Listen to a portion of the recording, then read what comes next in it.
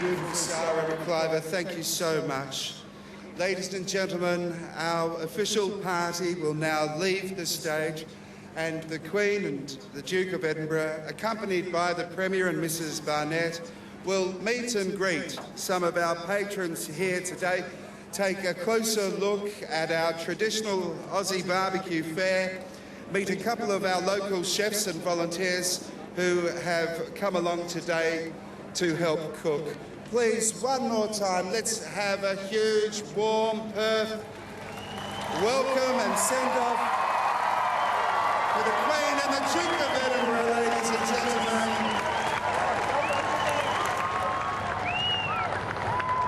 Well, Nick, just as you suggested, it was a very gracious speech about how much she's enjoyed her time, and certainly everyone's been over the moon to see her here, particularly the Premier of Western Australia, the Honourable Colin Barnett, who, the Queen is the most widely travelled head of state in history, and it must just be daunting for the premiers and the prime ministers and of those countries that she visits. How does one prepare for a visit of that magnitude? Yes, how do you find something new to say to convey the sincerity, the undoubted sincerity of the welcome? The Queen, indeed, she has visited 135 countries, many of them several times, 16 times as we know, here to Australia. So she's now making her way down to meet some of the people in this vast crowd and just... And the Duke of Edinburgh. As I said, they'll be making their way through. We were told originally that she was going to do a walk with purpose. Now, you've told me you're not familiar with that term. I think we prefer at a big Aussie barbecue to say she's having a walkabout. Do we overplay the protocol terms? Well, I've certainly never heard of this phrase, walking with purpose. It sort of suggests that sometimes she walks without purpose, which I'm sure, if we're going to talk about protocol, is not probably a terribly sensible suggestion to make. No, well, she's going, and of course, there we start with the flowers. Now, I think the advice to people here is that it's not going to be possible for her to collect even a fraction, perhaps, of the flowers that have been brought here, and certainly it was the case in Melbourne the other day that they were almost overwhelmed. There were just so many people, children mostly, of course, with flowers. What happens to the flowers? I think they generally go to hospitals or old people's homes. I mean, she will keep some particular poses and bouquets, but there are just so many of them. And it was rather curious just watching in Melbourne that even some of the Scotland Yard detectives who she brings with her were just having to scoop up armfuls of these things. It may not necessarily be the thing that they joined the Metropolitan Police to do, but it was they were called into service in addition to the ladies in waiting and the private secretaries and everybody else.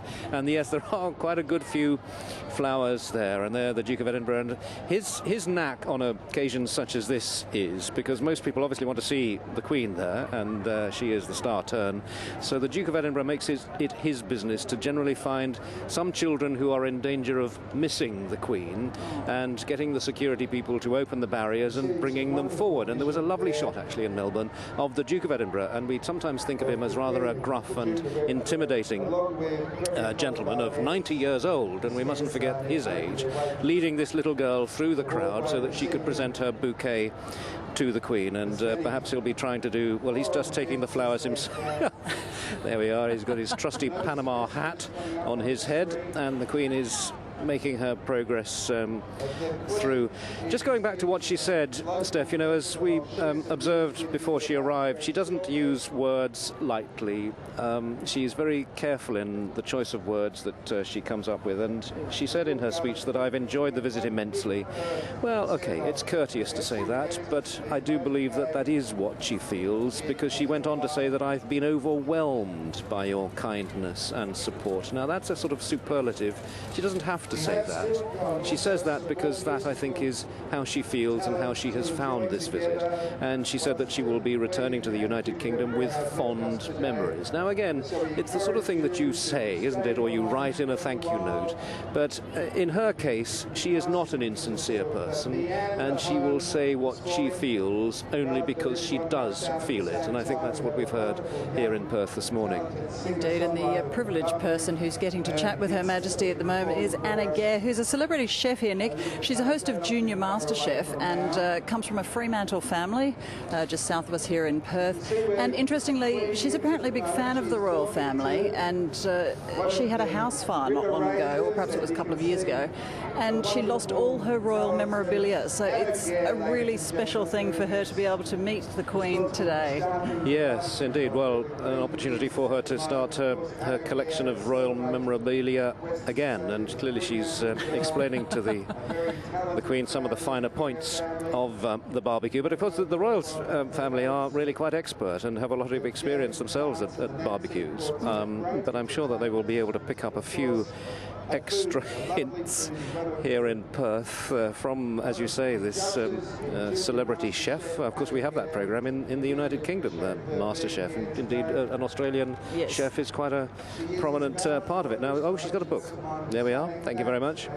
A book, I dare say, on barbecues, and she will have quite a bit of reading to do on the plane home. And, One would suspect.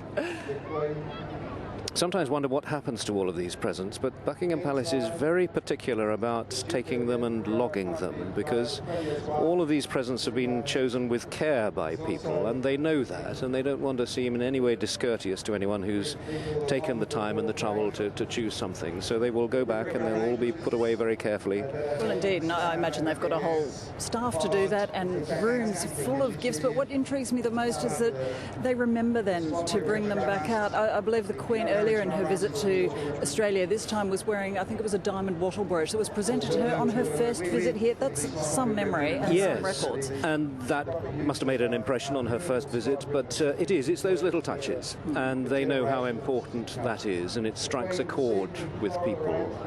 And again, it's something that is sincere, and it's the small details which they are experts at, which can make such a difference. And I suspect it's not just rooms that they've got full of this stuff and memorabilia and gifts and these kind things that they're being given. It must be, I'm not going to suggest that they've got a royal warehouse anywhere, but over the 60 years they will have collected an awful lot. And certainly they are around their several residences, and they are things that they know have been given with particular pride and pleasure to them. I suspect you might have hit the nail on the head with the warehouse, because if you think that then the generations that preceded them must have had equal amounts of gifts. They have quite a collection, I dare say, but obviously, I mean, some things are infinitely more valuable than others, and those will be put away and put on display with great care. But sometimes it's the small things which can just betoken a particular affection, or which can just stick in the memory. And I'm sure that on this visit, as on all other visits, there will have been those particular gifts that the Queen will just think, oh, well, that was really nice and that was really different. Now, as we did see her chatting to Anna Gare there, not that we expected it, but would she ever eat while she's doing one of those walks? I think is the word. I think it's unheard of that she would, I mean, there was an opportunity for some kangaroo stew, wasn't there, the day before yesterday? She had a good Clontarf School, yes. She had a good sniff. Is one allowed to suggest that the Queen had a good sniff? Well, what the heck? She did. She caught the scent. Well, she did, and it smelled good. But no, she doesn't try. And I think there is some good sense in that. Once you start down that road, there's sort of no end, and everyone will be presenting some improbable dish for you to taste. And she does need to look after just her health on a visit such as this, because we have seen actually one of her members of staff was taken to hospital in Canberra because she'd eaten something and there was an allergic reaction to it. So she has to be very careful, because having come all this way and with all the arrangements and with so many people wanting to see her, the last thing that you want to have happen is that she goes down and for some reason can't actually attend.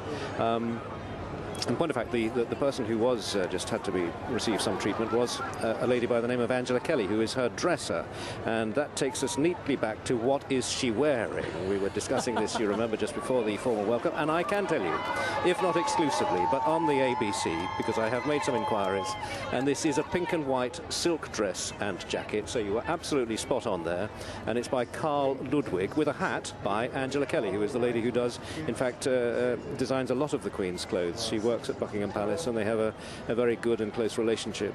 And it means that, of course, any number of outfits have to be prepared for a visit. I can't really believe that I'm sitting here talking about outfits, I'm but so it impressed. is I'm very just letting you go important.